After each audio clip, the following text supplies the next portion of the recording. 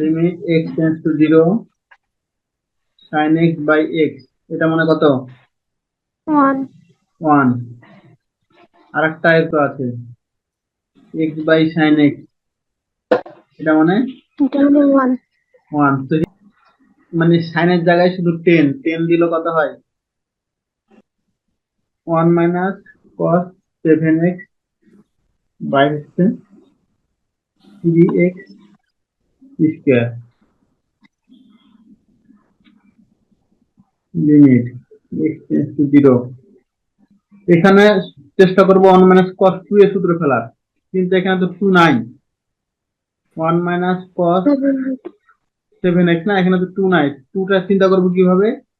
7x 2 by 2। into 7/2 হ্যাঁ, এই যে 2, তাহলে এ মানে কত হচ্ছে 7x বাই 2।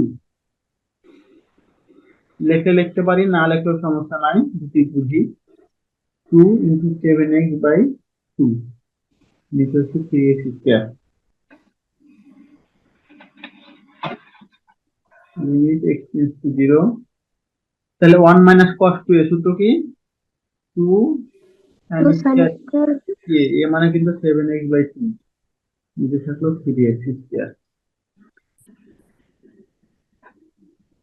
এখন লিমিট x টেন্ডস টু 0, উপরে আছে কত? sin 7x বাই 2, তাহলে নিচে কত লিখবো? 3x নিচে লিখবো 7x বাই 2। কম বেশি যা হবে তারপর পরে মিলাবো, ঠিক আছে?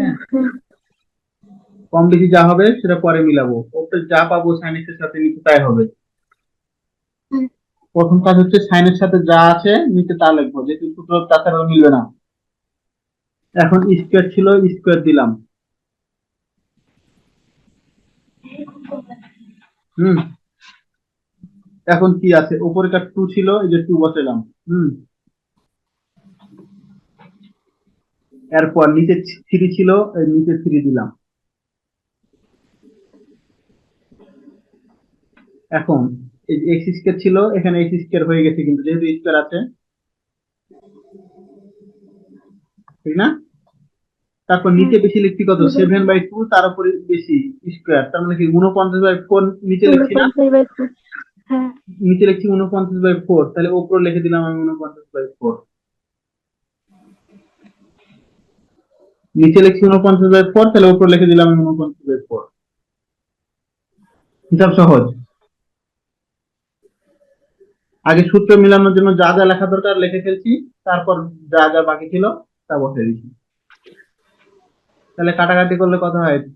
এটা মানে তো 1, এখানে 2, তাহলে 49/6।